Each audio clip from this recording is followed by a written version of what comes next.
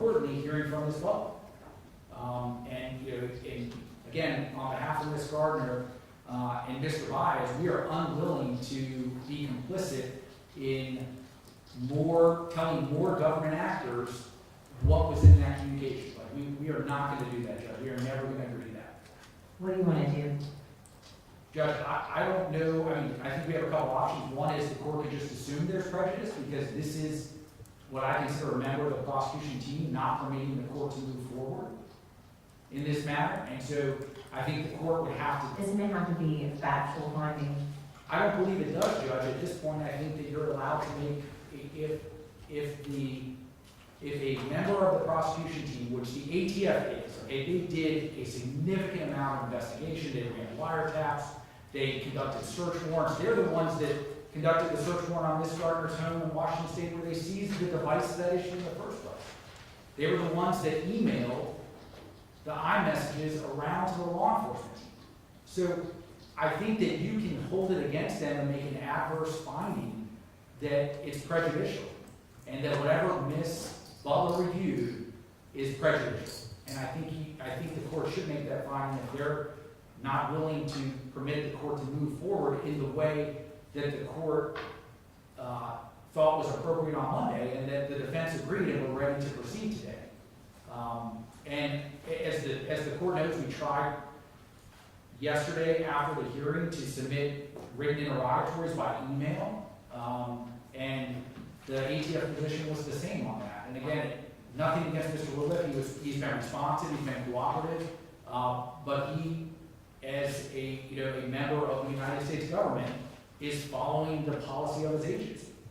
And it seems like that policy is written in stone, and they are not going to back off on that. We can, and that's, I think, where we are.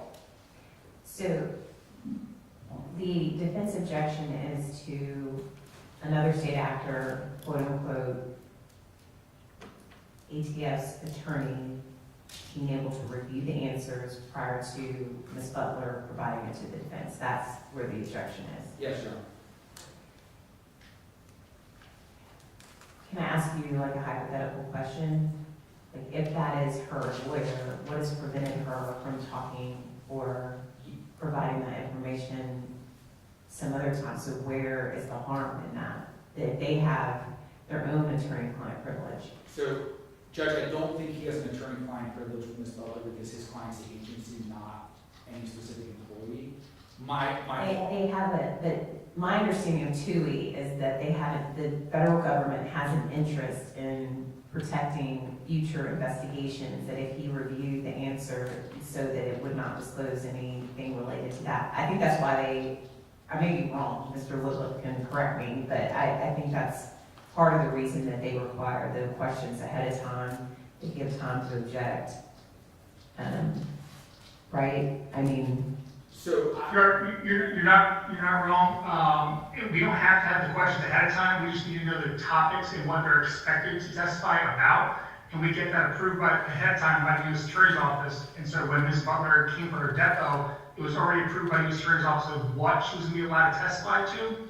And so I think in the alternate route that Mr. Curry is suggesting is through the email interrogatory, he did provide the questions, and I know the questions appear to fall within scope, but my problem is I don't know if the answers would go outside the scope.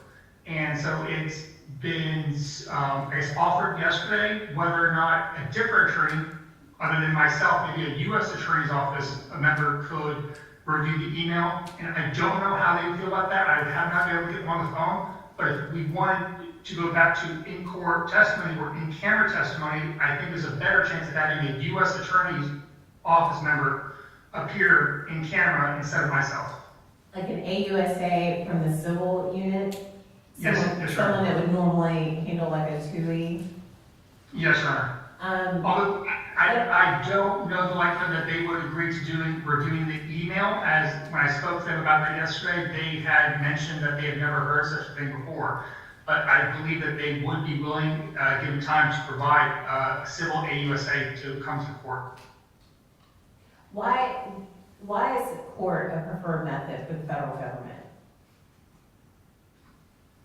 I don't know, Your Honor. I think it just struck everybody as unusual to have them review an email. It's not testimony, it's not being sworn to, it's just a communication informal, which is, I think is unusual on their part. They're not used to seeing that. So I don't know if they would agree to doing that. I haven't been able to ask it, 'cause I couldn't get it on the phone this morning, but I don't know if they would agree to that, but I believe that they are accustomed to providing AUSA to show up to the court before testimony.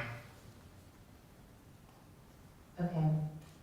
When do you anticipate an answer? It can be very quickly if I just get them on the phone. And so I tried calling one time this morning, I left a message, I have not heard back yet. So I could have an answer today. I can step out right now and try another phone call if you would like. Sure. Would it be someone, would you agree to someone from the Jacksonville office, or you want it from someplace else? I think we need it from someplace else. I also, my experience, limited, albeit with taintings in federal court, is that the federal judge actually issues an order with the taint protocol. So that the people that are assigned, because I think that's what they're trying, the proposed solution is that they're gonna provide an attorney that's essentially gonna be a filter attorney and not disclose what was said to any members of the prosecution team. Again, this court has no authority over an AUSA to give them any order. No. And so that would, and that's my problem, is that this court, again, not our problem, it was the state that brought the federal government into this, right, by the ATF, the Secret Service, the other people that jumped on board, and now we have a mess. And this court has no authority to order that AUSA or civil attorney, whoever it is, say, you can't disclose this to anyone, which would be at minimum what we would want. And so that's. Is there, let me ask Mr. Woodliff,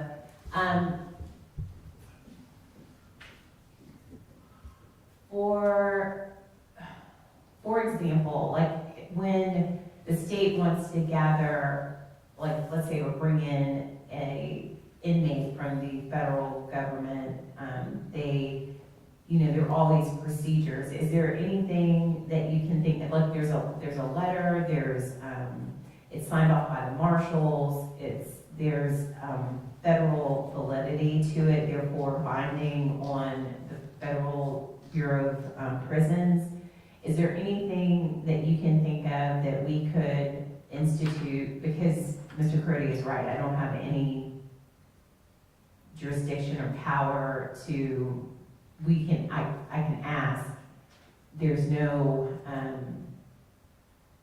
nothing that can be done if it's violated. Is there anything that you can think of?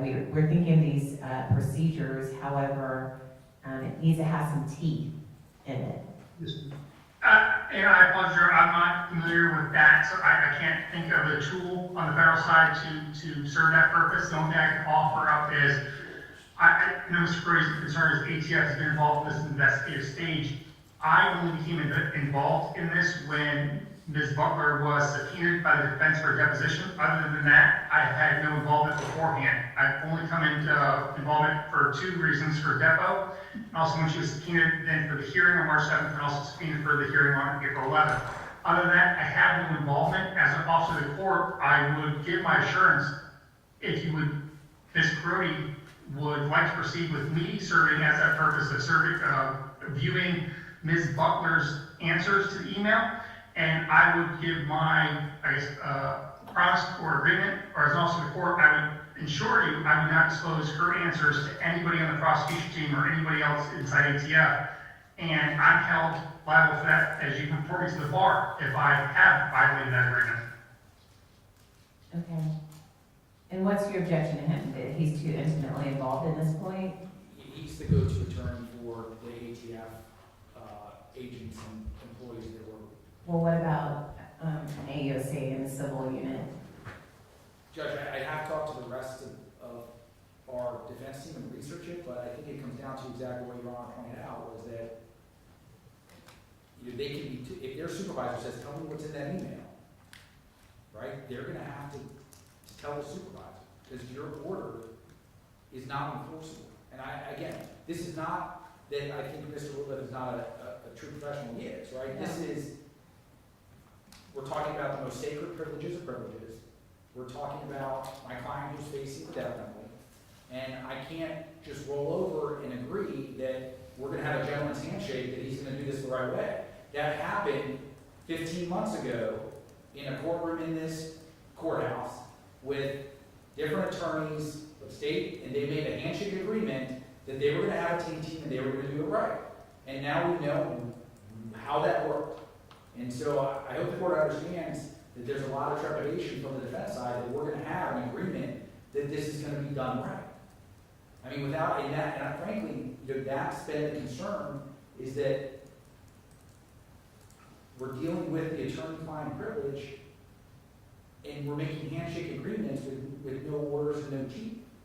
And that is not the way in this type of case that, at least right now, as I'm sitting here, that I can agree to do business.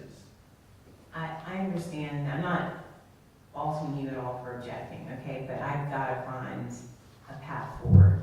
I've gotta find one. I'm trying to respect your request, at handling these motions in a timely manner, but we have to somehow find some path forward, and I understand you've got to object. I'm not saying that you should not make all reasonable objections. However, thinking of your position, I've got to find a path forward, so that you can, not necessarily even me, you have filed a motion before this court. Portions I understand completely, and other ones I find to be vague. And so vague that I can't, I've got to be able to make a ruling. I've got to make, and I disagree with you. That's how I got myself in this position where we were talking about this in December, and now we're in April, because there was, I thought, an agreement that there was prejudice. I was assuming that things that the state of Florida indicated were evidence would automatically be agreed to be prejudiced, and then the decision was either attorney-client privilege or not, and then I would move forward into access, and then second, the other parts of the analysis, right? So I don't think that at this point in time, I'm not inclined to just assume anything. I think it needs to be based on the actual evidence. And Your Honor, the agreement I was talking to was not the one in this courtroom. It was. No, I'm not saying that. I'm talking about what happened in this courtroom. That's why we're in April instead of December when this was brought to my attention, because there was an agreement, I thought an agreement about prejudice. Then I get a motion for clarification where I realize that there is no agreement and I need to make those findings. And so I don't think that, I don't want to speak for the state, but they have made in their pleadings and papers that they are not going to just roll over related to prejudice. Your Honor, I think our position from the defense team is this is not a court problem, this is not a defense problem, this is a state problem. The court was clear on Monday that she wants the answers to that question, at least the content question. We can debate with the media as to whether or not the identity of the client and the dates are privileged based on the counsel's representations here today. I've not been able to look at those cases, but what the court was clear on Monday is the court thinks that the defense and the court should have access to the content witness public review. That was crystal clear. So now it's a state problem as to how to make that happen. And that's our position. Well, the problem, and Mr. Woodruff wants to be present for the answers. That's the problem. And we are not going to agree to that. And this problem would persist through a deposition, so there's just no way. At this point, I don't see any way without some agreement by the federal government. And if the federal government doesn't want to have the witness respond by email, I will make myself available. I'll make court time available. So I'm going to give you all time to try to resolve it, how we can get it accomplished, understanding, I guess, where we're at. I sitting here, I can't think of anything, but I can't think of anything at this point in time that we can do right now. Maybe you all can brainstorm some things, think about what your position is related to, like, you don't want to expose any more information, but is there a way to accomplish what is being asked, so you can identify the information so that we can move forward. If it's a different office with the federal government, if it's a different lawyer, if it's a different jurisdiction. So I'm not hugely familiar with the taint. I don't know how the federal judges do it. It is generally from a different jurisdiction, so I understand. So if there's some mechanism that the state can come up with to get the information over. And that was the subject of discussions between myself, Mr. Curry, and Mr. Woodruff, late into the evening hours last night. And the state, Still no. well, the avenues that we have suggested are exactly what Mr. Woodruff said, which would be having somebody as an attorney to Ms. Butler present during her testimony. She has the right, I suppose, to have counsel present to make sure that her interests are protected when she's testifying about her actions within the scope of her employment. Or my other suggestion was we proceed with the first portion of the questions or interrogatories posed by the defense, then Ms. Butler could answer them to the best of her ability regarding the date and time, recipient and or sender, number of lines. We know from her deposition it's one message. If she says it's a message on X date at X time to, or from X attorney, it was 2 lines, 2 sentences. Perhaps that could help narrow it down. Based on What do you think about that? I'm agreeable with that, but that doesn't solve the problem. Because the problem is, what did she actually see?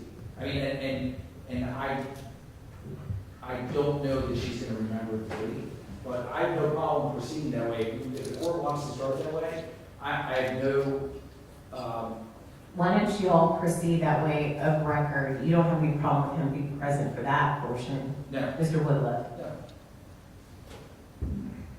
Could Ms. Butler be available to, just since we don't know what the answers are to that, just get those preliminary questions answered today? And we can do that. Of Yes, record? sir. Yes, sir. Or would you be open to doing it by email? Or you want it to be of record? I'm sorry, who are you asking? Mr. Woodruff, Oh, yes, sir. No objection. why don't we do that? On record or by email? Email. He said he'd be Yes, willing to sir. do that. And then we would know, like, we're speculating on she does know or she doesn't know, so Yes, let's sir. get the answers to those. And then, how about I check back in on Monday? And then I will see what y'all are doing to try to resolve the issue. If, maybe the U.S. Attorney's Office is more familiar with this and they can offer some assurances. Has either side spoken to the U.S. Attorney's Office? No, Your Honor, because this was one of the things that we just sort of came up Okay. with last night. I know Mr. Woodruff obviously hasn't spoken to them either, has reached out. Okay, I haven't spoken to them. I'm happy to get with Mr. Woodruff and Mr. Curry again after today's hearing, and see if we can get in contact with somebody, see if they can offer any guidance or suggestions on how to make this happen.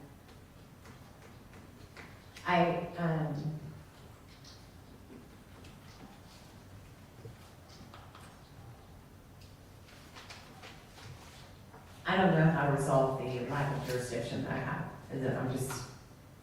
It is what it is. So if there's any, Ms. Stifler, do you know what I'm referring to?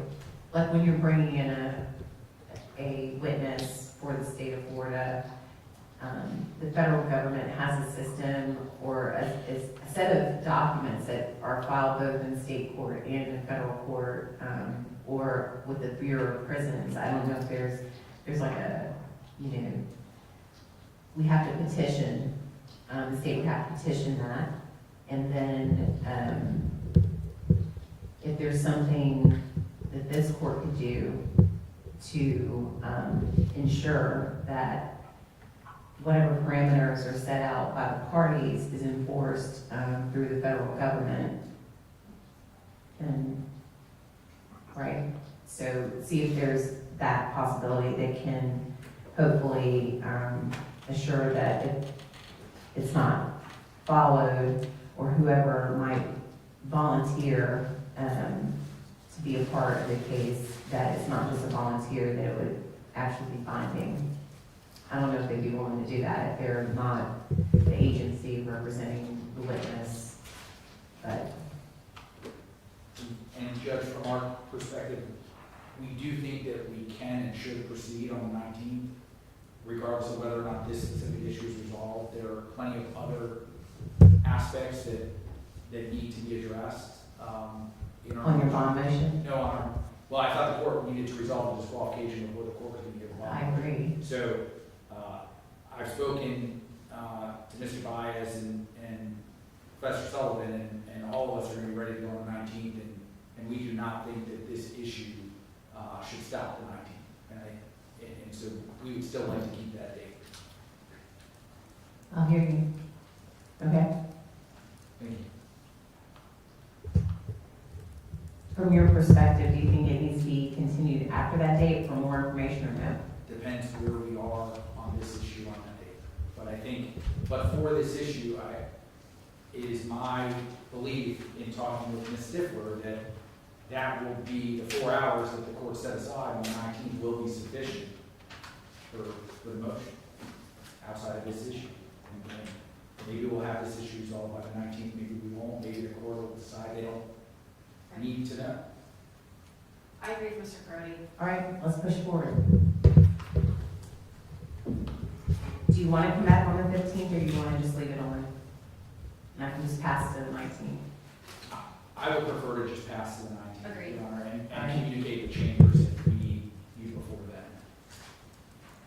April 19th, what did I say, at 9 a.m.? 1 to 5. 1 to 5. April 19th, 1 p.m. to 5 p.m. Hearing a motion. Thank you all for being here on short notice. I appreciate it. Okay, court's in recess. Thank you, Your Honor.